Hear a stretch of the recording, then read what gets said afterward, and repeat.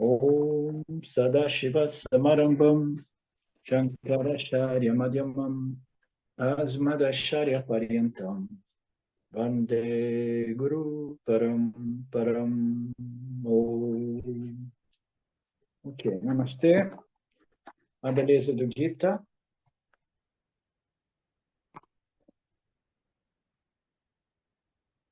Arjuna, nós estamos na passagem do Gita, na qual Krishna Guru apresenta o Ishvara, né? O Criador, em sua natureza, tanto Saguna quanto Nirguna. Né? No que tange a sua natureza Saguna, ele é a causa inteligente da manifestação e ele é a causa material da manifestação também. Tá? Então, nós vimos que Ishvara é a causa inteligente e a causa material da manifestação do universo. Né? E o conceito do Vishvarupa, né? Esta visão de Ishvara, é a visão de Ishvara como a manifestação física do cosmos, naturalmente. Né? Nós estamos falando de Ishvara como a causa material do universo. Naturalmente, energia também é matéria, então as locas superiores, né? As dimensões sutis, né? Com vibrações, frequências de energias diferentes, etc. Tudo isso é parte de Ishvara, porque é tudo matéria. Né? Mas, fundamentalmente, o Vishvarupa, que o Arjuna pede, ele quer ver o Senhor como o inteiro cosmos, significando dizer, ele quer ver a manifestação, principalmente física, do Criador. Né? O Criador que aparece como a manifestação deste universo, deste planeta físico no qual nós vivemos. Né? E nós sabemos que essa manifestação está disponível a todos, né? Inclusive para aqueles que desafiam Deus, aqueles que não acreditam em Deus, para aqueles que são 100% materialistas. Né?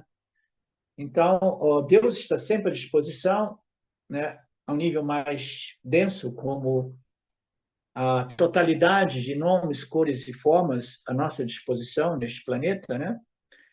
E quando a gente observa, a gente fica, né, vendo, principalmente se a gente está em contato com a natureza, a gente fala assim, nossa, que coisa linda, que coisa maravilhosa este universo, né? Isso é Deus também. Isso é Deus, né, que se manifesta como a causa material e o efeito material, que é o universo manifesto. Então, nós temos Deus manifesto fisicamente como o universo, né? O Vyavaharika, né? Esse universo físico material.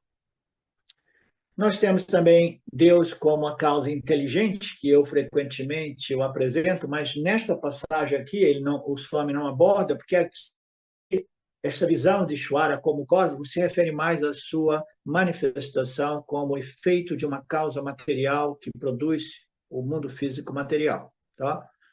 Então, nós temos Deus como esta manifestação linda, materiosa, e para os olhos daqueles, de repente, mais sensíveis, a gente consegue ver a inteligência que sustenta tudo isso através de suas leis. Né?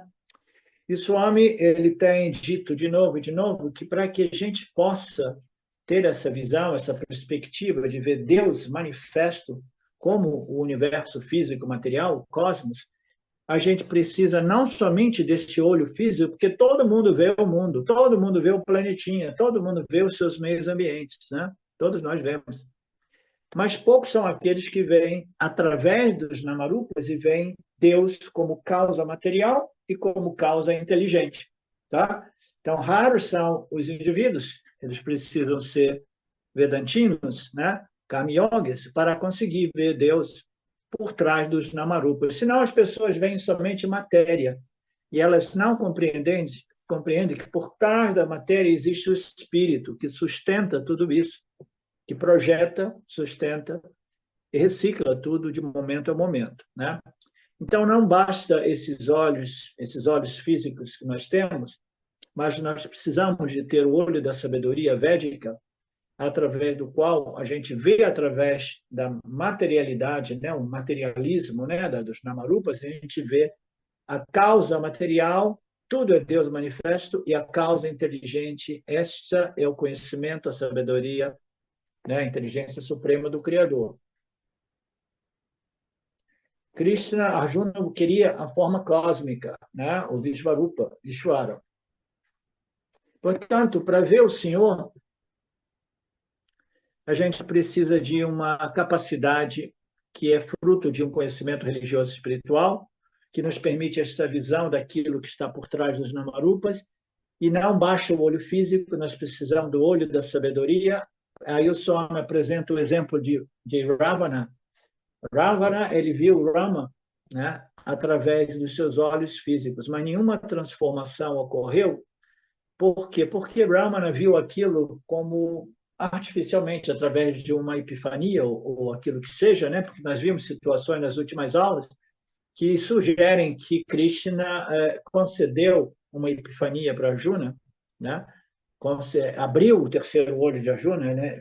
Através dos seus poderes obtidos por Maya, ele artificialmente desenvolveu essa visão, né, da sabedoria para Arjuna, para ver a real natureza cósmica deste Krishna, né, deste Ishvara. Do mesmo modo aqui, ele disse que Ravana, ele viu Rama, mas não viu realmente a natureza, né, a visão, né, do Criador, do Senhor, por trás de tudo isso, né?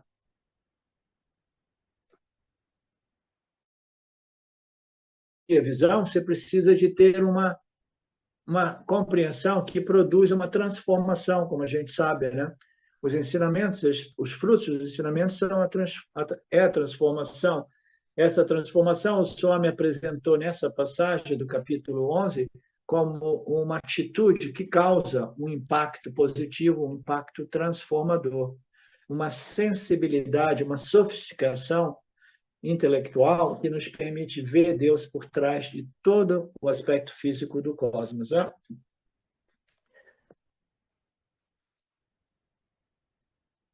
Então, o Ishvara está sempre disponível através da sua manifestação cósmica, mas poucos são aqueles que conseguem vê-lo,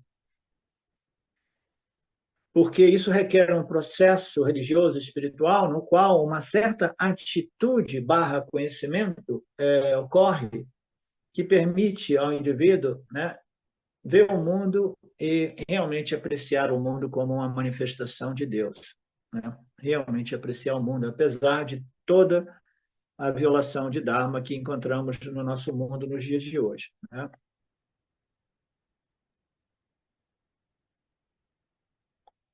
Ok. Então, ele está dizendo aqui que, porém, além desse fator cognitivo, a capacidade nossa intelectual, através dos olhos, né, e dos sentidos, de ver o cosmos, né, apesar deste fator cognitivo, você precisa também desenvolver uma mente muito refinada, muito sensível, muito pura, que fundamentalmente o Swami faz associação, que é uma mente livre de quereres e não quereres, de gostos e desgostos, de desejos e aversões. Se a gente está preso, né, nos nossos raga dvesha, né, o que eu quero, o que eu não quero, o que eu quero ver, o que eu não quero ver, então a gente não consegue ver realmente esta inteligência suprema que se manifesta através da totalidade de todos os namarupas do universo. Você precisa de uma mente pura. Uma mente pura, ela é sinônimo de uma mente livre da tirania dos nossos gostos e desgostos, nossos quereres e não quereres, né? Uma mente livre do ego que quer o que quer, quando quer, do modo que quer, e quando não obtém o que quer, dá chilique e fica bravo com Deus. Tá? Tem que ser uma mente que consegue ver Deus por trás de tudo, compreendendo que a gente não consegue obter o que a gente quer, entendeu?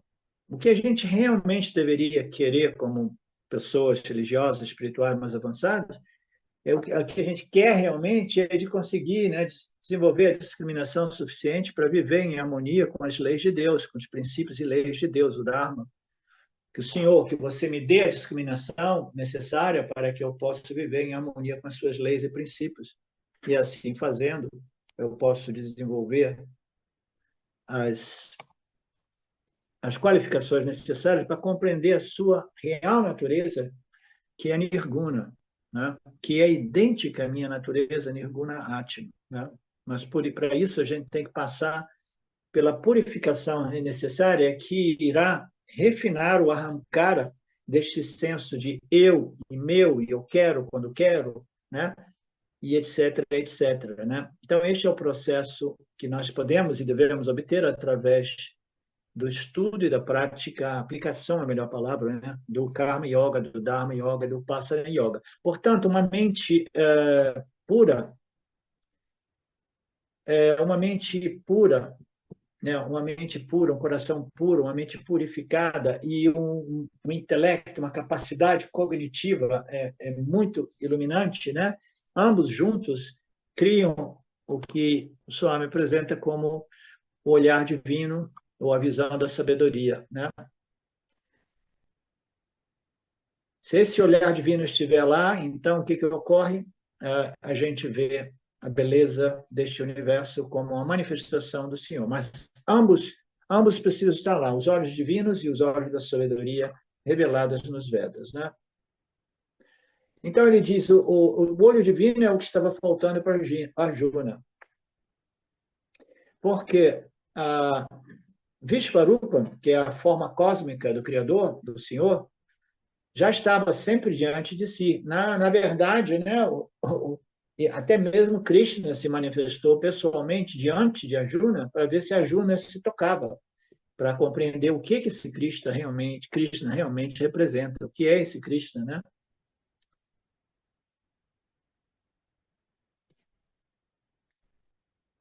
Então, o que faltava a Arjuna era essa sabedoria espiritual, e é por isso que Krishna Guru resolveu ensinar os 18 capítulos do Gita para ele, né?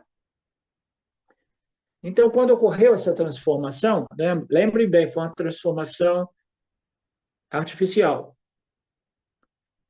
Krishna dizia, olha, isso é um processo lento, gradual, você vai refinando, vai purificando, vai dissolvendo, né, aquelas tendências, né, egóicas, né, de eu quero, o que eu quero, não quero, o que eu não quero. Aquilo ali vai afrouxando, afrouxando, e você vai desenvolvendo esse refinamento, esta visão, esta capacidade. E aí o que ocorre? Você chegar lá, mas o Arjuna, ele estava ciente, não, eu quero te ver, eu quero te ver, eu quero te ver, né? Aí o Krishna falou, tudo bem, através dos meus poderes, eu vou permitir a você essa visão, né?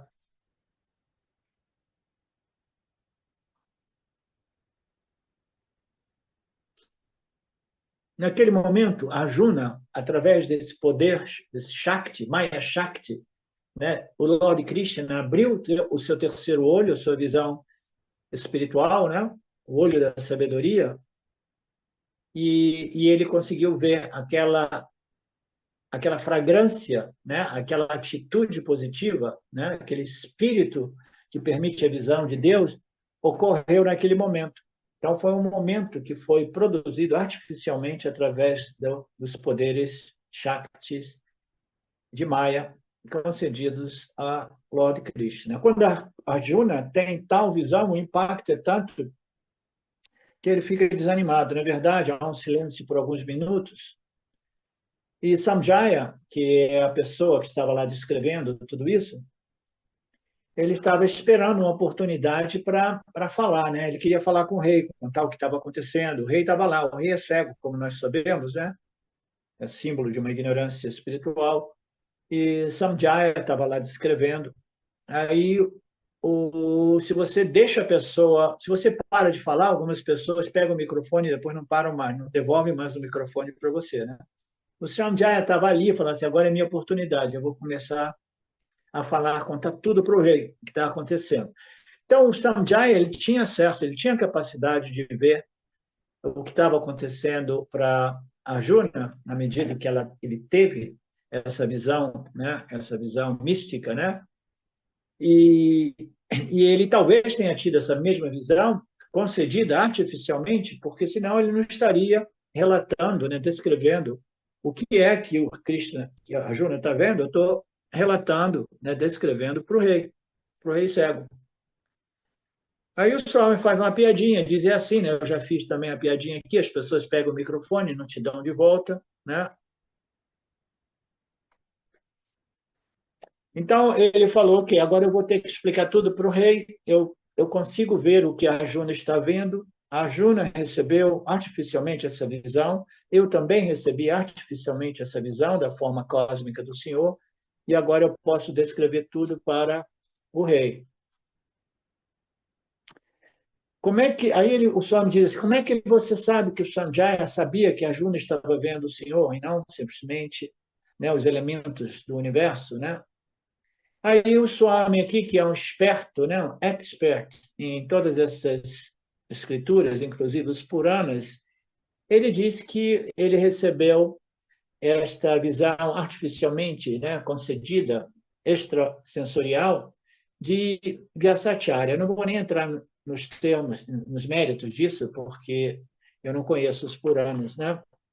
Ele recebeu uma visão, Krishna recebeu a visão, ambas foram artificiais, mas Samjaya sabia o que Arjuna estava vendo, porque ele mesmo conseguia ver.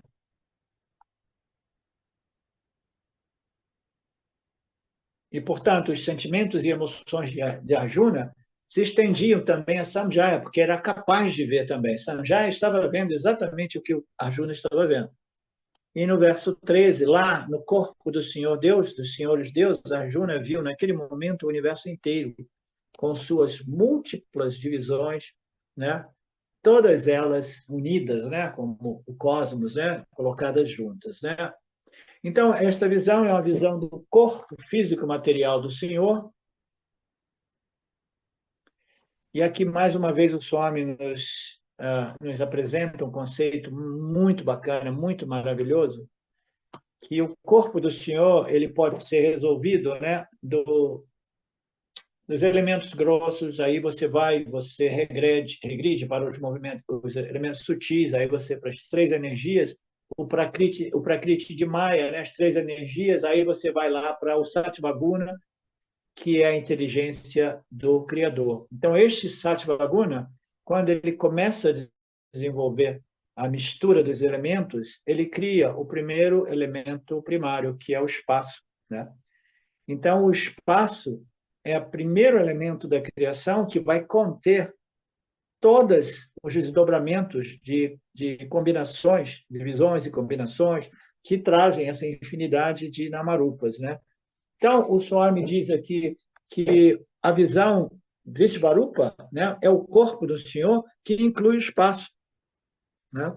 Inclui o espaço. Então, se você quiser ter uma visão do Senhor mais simplificada, você vê tudo isso, né? Você fala, uau, é lindo, é maravilhoso, um pôr do sol, né? Um oceano, né? Uma visão clara, um pôr do sol no oceano, um nascer do sol no oceano, ou nas montanhas. Então, tudo é tão maravilhoso que você está vendo, você fica encantado, né? Literalmente encantado. Aí o Swami diz, a gente tem que compreender que o Akasha, o espaço, também é o elemento mais primordial do corpo do Senhor, né? Então, o espaço, ele contém todos os namarupas do cosmos, né? E ele é o aspecto mais primordial do corpo do Senhor. Ele é chamado de Akasha Shahiram Brahma, né? É o corpo do Senhor visto, né, como o espaço que contém múltiplas configurações de namarupas. Como assim? Galáxias, planetas, sistemas solares, né? É uma infinidade sem fim. O universo não tem fronteiras, né? Ele se expande. É uma coisa que a mente humana jamais vai compreender. O universo, os cientistas não chegam nem perto de compreender, né? Então, essas divisões de Namarupas, essas infinitas configurações de Namarupas, tudo isso Arjuna viu, Samjaya viu, Sanjaya viu tudo isso como o corpo do Senhor, e eles até viram que o espaço era o primeiro elemento, o elemento mais primordial, que sustenta, que acomoda, que apoia todos os outros Namarupas, né? Samjaya viu exatamente como Arjuna viu. Verso 14, Arjuna estava maravilhado e emocionado, ele saudou o Senhor com a cabeça baixa e falou com as palmas da mão postas. Então, esses são versos que são ainda né, mais difíceis para nós, que não estamos inseridos aqui nessa cultura, o Swami faz um pouco né, de desdobramento aqui. O impacto é tal que o ego humano se torna humilde, eu diria. Tá? Existem impactos e mais impactos. O homem começa a explicar que quando eles produzem esses filmes lá de Bollywood, né? E aí eles, para descrever que teve um impacto, eles fazem faz um barulho, faz uma música a mais, um tan, tan, tan, tan, isso e aquilo. Aí ele diz que nas escrituras eles também têm um modo de, de transmitir o fato de que está rolando um impacto forte, eles modificam a metria, né? Se diz, a descrição poética, né? Ela tem uma formação métrica, eles fazem a modificação para dar indicação de que rolou o tal impacto, né? Mas isso não é tão importante para a gente compreender agora. O fato é que o impacto é o que a fragrância da rosa é aquilo que permite essa atitude de reverência. E o Swami vai falar aqui sobre essa saudação com a cabeça baixa, com as palmas das mãos postas. Ele fala um pouco do que existe por trás desses simbolismos, né? Ele diz que quando essa reverência é tão forte, inevitavelmente ela se espalha no corpo físico. E o corpo físico, tal qual a mente perde a sua orgulho, vaidade e arrogância, né? Porque ela está vendo que tudo é somente o Senhor, inclusive este corpinho, né? Este nosso Namarupa, né? Tudo está contido dentro do corpo do Senhor, né? Então, o que ocorre? A mente ela se torna uma mente genuinamente humilde, e isso se estende ao corpo físico também. Quando você vê o corpo físico, né, o corpo físico está se expressando de um modo incomum, né? Qual é o modo incomum? Namastê, namaskara, entendeu? Os indivíduos na Índia, né, que permanecem no chão em total reverência, querendo dizer, eu permaneço aos seus pés, eu não sou nada, você é tudo. Então, isso são expressões de genuína humildade, né?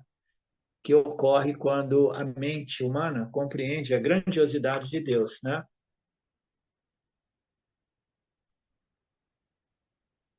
Aí ele fala aqui que no capítulo 1, que nós pulamos, porque não existem ensinamentos vedânticos, né?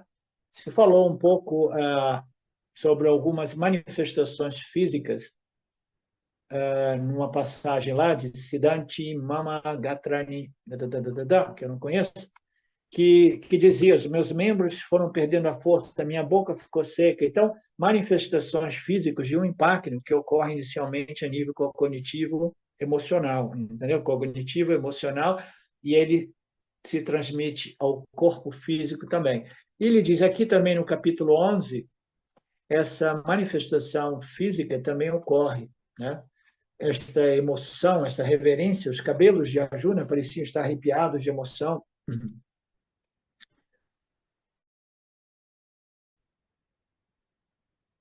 A magnitude do Senhor é tão vasta que diante do Senhor, nós, o Jiva Atma, né, esse corpo-mente pequenininho, limitado, né, insuficiente, cheio de defeito, né, limitado pelo tempo, pelo espaço, né, pelas qualidades e propriedades e atributos, né?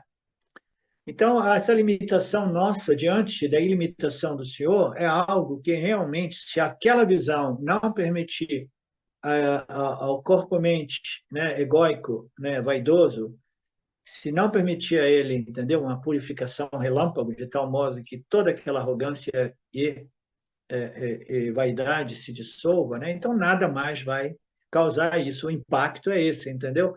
De você realmente ver o quanto pequeno nós somos como corpo, mente e sentidos e o quanto vasto e limitado é o Senhor, entendeu? Então, isso faz de modo, né? Só me diz, nós somos como um grãozinho de poeira diante da manifestação do Senhor, né? Então, eu vou curvar a minha cabeça como símbolo, né? De, de, de reverência para aquilo que é tão grandioso. Nós somos como partículas de pó. O cosmos é tão vasto, né? Nós somos tão pequenos aqui dentro, na superfície desse planetinha minúsculo, né?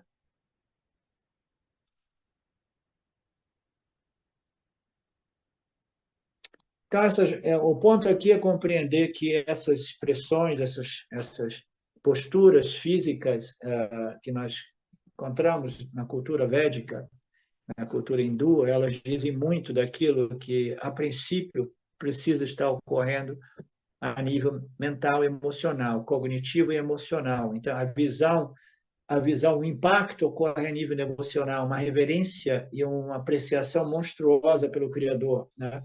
E a nível cognitivo, né? Você também tem um impacto, né? Você vê e você realmente experimenta o impacto emocional. Então, nós fazemos o quê? Fazemos pelo menos um namaskara em reverência, um namaskara de verdade, né? Reconhecendo o quanto pequeno nós somos com o ego, mente, sentidos, né? E o quanto vasto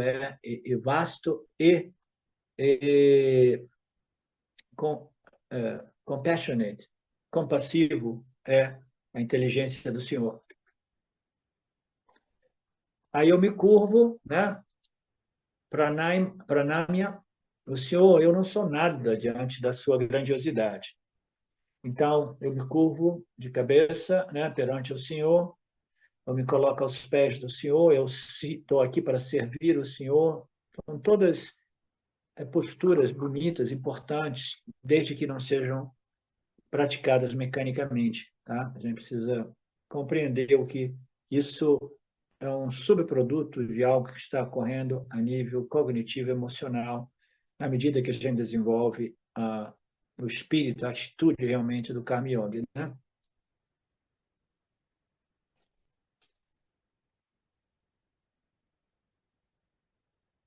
A Juna perdeu a fala, ele ficou alguns minutos para se recompor diante daquela visão.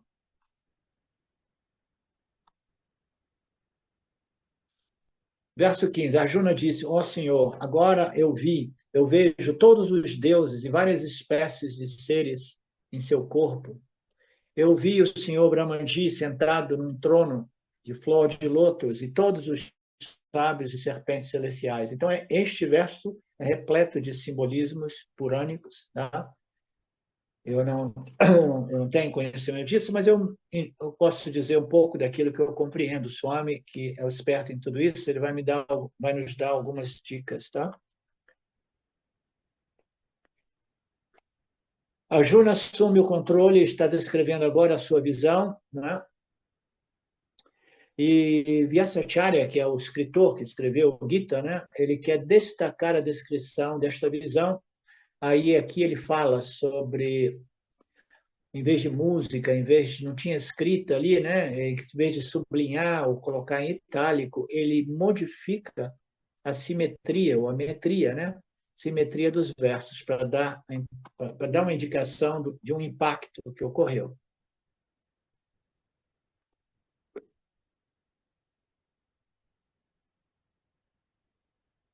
Assim, quando a Juno experimenta esta visão cósmica do Senhor, ele passa por diversas fases ou faces emocionais. Suas reações são diferentes.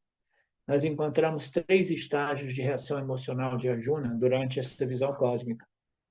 A primeira e mais importante reação é uma reação de maravilhamento, aquela de wonder. Né? Isso é uma maravilha, isso é incrível. Né? Como eu não percebi que todo este cosmos é o universo, né?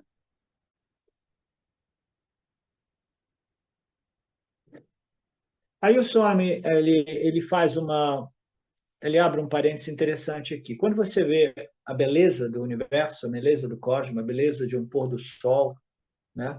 De um oceano que você não vê, né? O limite, né?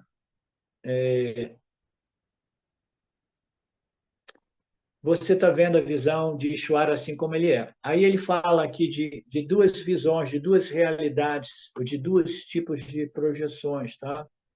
Ele fala sobre, tecnicamente, se chama de Jiva Drishti e Ishvara Drishti, ok? Então, Jiva Drishti é uma visão tendenciosa, né, do Jiva de acordo com as suas vasanas, de acordo com os seus quereres e não quereres, tá? Com os seus Raga Dvesha. Né? Então, se nós vemos o universo através do filtro das nossas vasanas, que querem as coisas a modo seu, né, a gente vai perder a visão real do universo como o corpo cósmico do Criador, né? A nossa visão seria subjetiva e tendenciosa, né?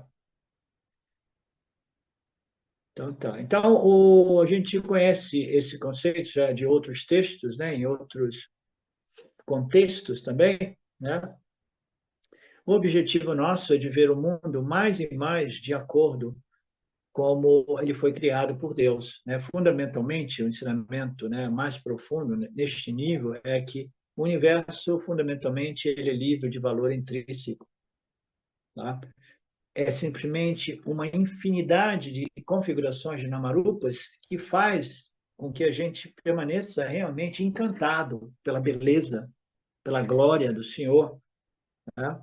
E a gente vê tudo isso. Mas só que quando a gente começa a contatar esses namarupas, a gente vai desenvolvendo gostos e desgostos, desejos e aversões, aí a gente começa a ver aquilo que inicialmente poderia ter sido visto como uma coisa maravilhosa por uma criança, depois já vê de modo diferente, filtrando através das minhas vasanas. Ah, isso eu não gosto, isso eu gosto, né? O Swami estava dizendo aqui, tem pessoas sabendo que no sul da Índia a chuva é tão importante, muitas vezes ela é tão pouca, né? E tem pessoas que, às vezes, porque elas querem sair no final de semana para fazer um passeio, elas ficam tristes e desapontadas com Deus porque veio a chuva. Então, ela está vendo isso, né, de um ponto de vista tendencioso, né, egóico, né, subjetivo, sem levar em conta que a chuva, né, é muito necessária no sul da Índia, né? Agora estragou meu final de semana, isso e aquilo. Então, essas tendências nossas é que impedem a nossa capacidade de desenvolver essa capacidade cognitiva e emocional de ver tudo como a manifestação do Senhor, que é realmente maravilhoso, né? Tudo é maravilhoso. Fundamentalmente, ele é maravilhoso assim como ele é, né? A gente vê tudo isso, a criancinha vê tudo isso antes do ego se desenvolver, acha tudo uma maravilha incrível, né? Fica encantado com tudo e depois começa o processo de desenvolvimento da mente tendenciosa, o que eu quero, o que eu gosto, o que eu não gosto, e aí a gente já não consegue mais ver Deus naquela inocência que era muito comum na infância. Tá? Acho que todos nós conseguimos nos relacionar, né, deste ponto de vista, né?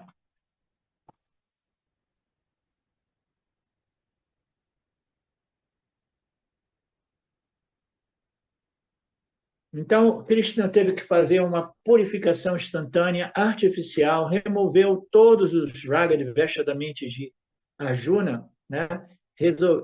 Removeu todas os quereres e não quereres, gostos e desgostos, toda a problemática do samsara, purificou a mente dele de modo que finalmente ele pôde ver a beleza, né? E a grandiosidade de Deus manifesto como corpo, né, do cosmos, né, e o espaço que contém o corpo.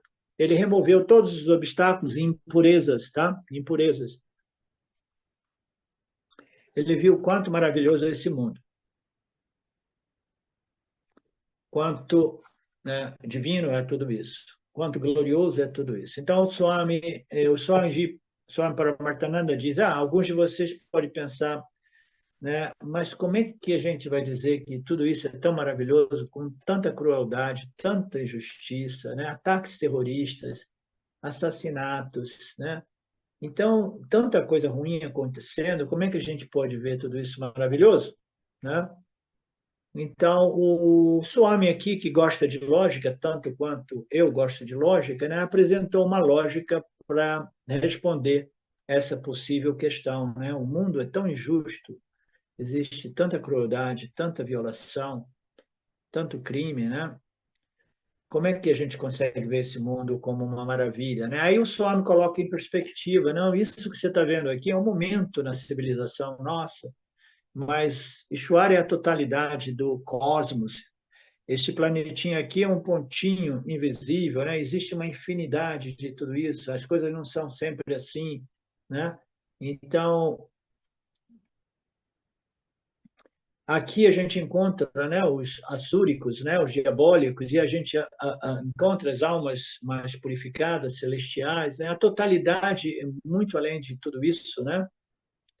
Então, qualquer coisa realmente adármica e diabólica que esteja correndo aqui é como uma picadinha de mosquito, ele diz, né, comparado com o inteiro cosmos, o inteiro universo. Tá? Não fique impressionado achar que não existe maravilha, existe maravilha. Mas eu costumo colocar isso de modo muito simples. Né? Deus cria este universo, né, que é uma escola, como nós vimos ontem, hoje, né, com a questão do Cardoso, que é uma escola, e Deus nos concede a inteligência humana, o livre-arbítrio humano, a capacidade de discernir, discriminar e fazer as nossas escolhas a respeito de nossas atitudes, palavras e ações, né? E dependendo do exercício deste livre-arbítrio, o exercício dessa inteligência humana, a gente vai criar um mundo, né, celestial ou um mundo infernal. Então, o que causa realmente toda este mundo, né, cruel, injusto, diabólico, etc., etc., não é Deus. Deus permanece lá em sua grandiosidade e a gente pode verificar isso na natureza. Na natureza, as árvores, os outros animais, eles não possuem o ego humano, não possuem uma inteligência desenvolvida a ponto de desenvolver gostos e aversões, desejos e medos, né? Então, quando nós obtemos esse livre-arbítrio vem com um preço muito caro, que é tendenciosamente a gente desenvolve gostos e desgostos, quereres e não quereres, né? E a ignorância ela pode crescer ao ponto de que a gente é capaz até de matar para a gente querer e obter aquilo que a gente quer, qualquer que seja o custo, né? Isso não ocorre entre os outros seres, e muito menos no reino vegetal e no reino mineral, né? Os outros animais, eles matam para comer, mas vida se alimentando de vida, a gente pode perdoar os outros animais porque eles não possuem uma mente de inteligência para compreender o que é rimsa e o que é rimsa, para compreender que, olha, vocês todos deveriam ser vegetarianos, vocês não deveriam estar comendo uns aos outros, tá? Vocês do reino mamífero ou do reino animal. Então, somente nós temos esse preço a pagar pelo livre-arbítrio. Então, a gente vai criando civilizações mais assúricas, né? Ou civilizações mais, né, celestiais, né? Deus não tem nada a ver com isso. Deus é sempre essa beleza. Toda vez que a gente volta para o universo, esquece o que os homens e as mulheres estão fazendo, a gente vê a beleza de Deus, né? Isso não significa dizer que a gente não reconheça que essa tendência assúrica tomou conta do planeta, tá? E que está destruindo o tecido do Dharma, entendeu? Está corrompendo, destruindo tudo, né? Ao ponto de repente, forçar a Ishvara a jogar uns cataclismos aqui e colocar fim em tudo isso. E tudo bem, como eu disse já recentemente, nós podemos, todos nós do Vedanta Brasil, a gente vai para uma loca, que chama loca vedântica. A gente vai ter muito tempo para satsangas vedânticas, nididhyasanas, entre outras coisas, né?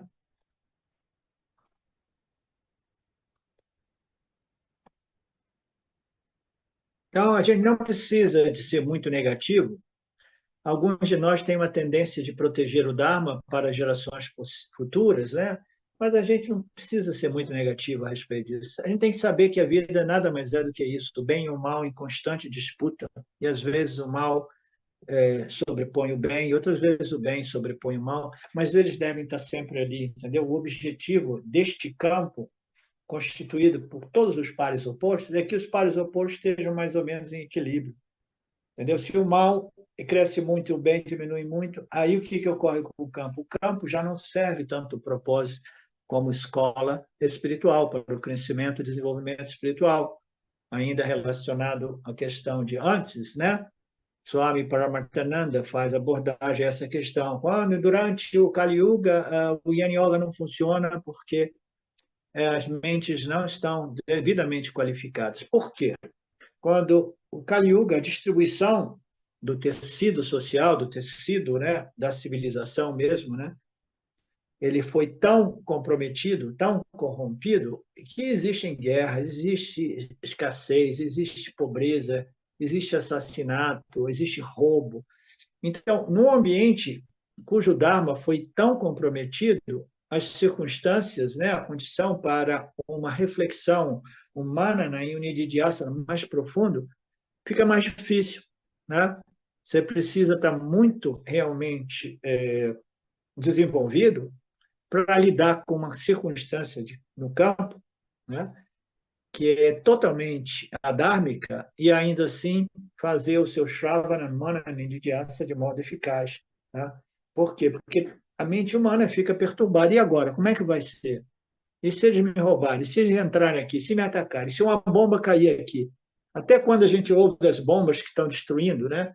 Essas nações no Médio Oriente, a gente diz, tudo bem, são lá, não são aqui. Mas se elas começam a cair aqui, como é que ficam as nossas mentes, né? Então, o Dharma é importante, mas a gente não pode ficar muito preso, negativamente preso, porque no final a gente tem que deixar tudo isso por conta de Shwara. Shwara precisa dos jivas para proteger o Dharma, mas em algumas circunstâncias a gente precisa deixar isso por conta de Shwara. Ainda que cada um de nós, dependendo de nossas tendências, nós somos mais ou menos guerreiros que queremos proteger o Dharma.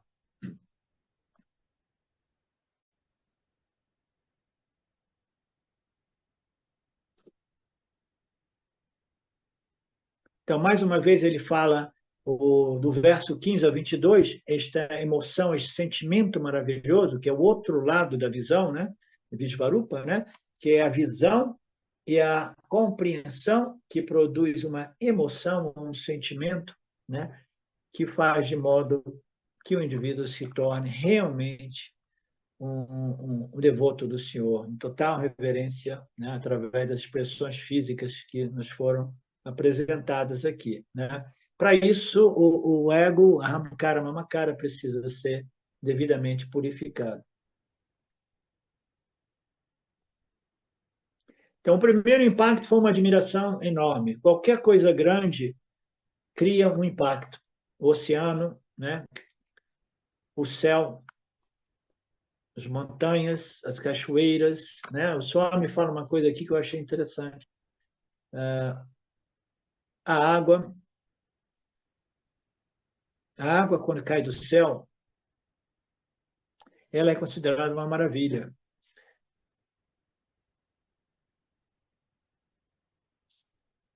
Mas tudo é uma maravilha, né? Quanto mais você compreende tudo isso, você vai vendo a maravilha, né?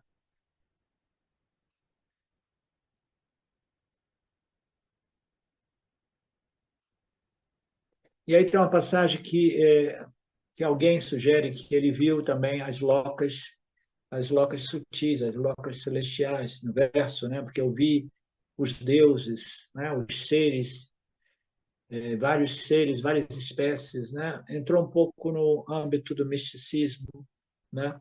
Esse simbolismo purânico, serpentes celestiais, os sábios das locas celestiais. Então, é uma discussão ainda menos relevante para a gente, que é um debate que o Swami, que conhece tudo isso como a palma da sua mão, todos esses Puranas, ele fala sobre uma discussão. Será que Arjuna viu as locas celestiais também?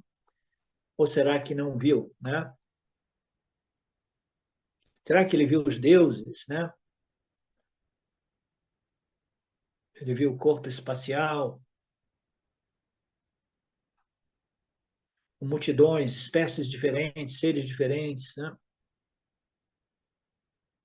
Será que ele vê os menores micro-organismos e os macro-organismos?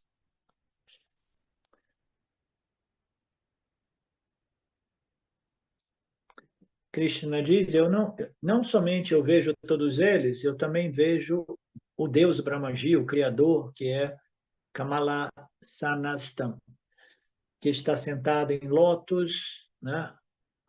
que está de acordo com os Puranas. O lótus nasce do umbigo do Senhor. Então, todas essas coisas, né, que o Swami conhece e o público, a audiência do Swami conhece. Portanto, ele faz algumas elucidações, né? Tudo isso é simbólico, o Swami está dizendo aqui. O Senhor Vishnu representa a totalidade do corpo causal. Aí ele diz assim, o Vishnu, né, os planos celestiais, né, que é um representante de Ishwara, né, ele representa o quê? A totalidade do corpo macrocósmico causal. O Lótus representa a totalidade do corpo sutil e Brahmaji, essa é a parte mais bonita, e Brahmaji representa, né, o Saguna Brahmana, o Saguna Ishwara, ele representa, né, a totalidade do corpo sutil e da consciência refletida. Tá? Então, nós sabemos que o Jiva Atma, ele possui um corpo sutil associado a um corpo físico, e esse corpo sutil, ele produz um brilho da consciência original que produz a consciência repetida. Então, no ponto de vista do indivíduo humano, nós temos os três corpos, no qual o corpo sutil ele sempre ocorre com reflexo.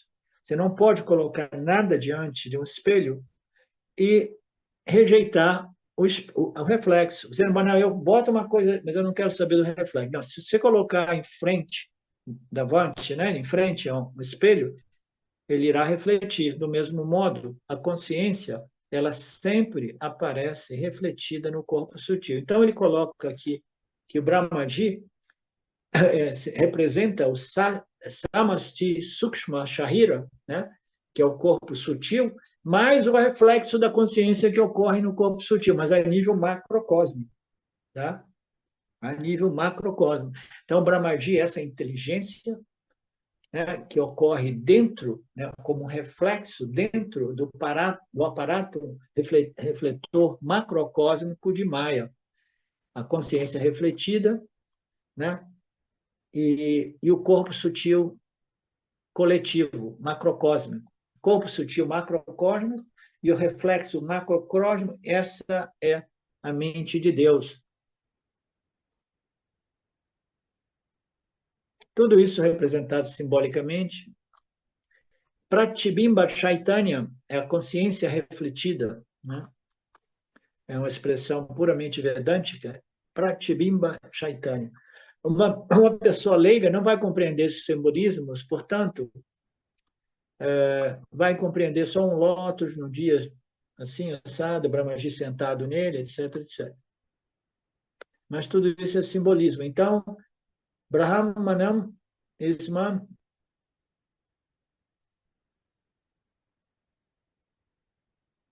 Ok. Ok?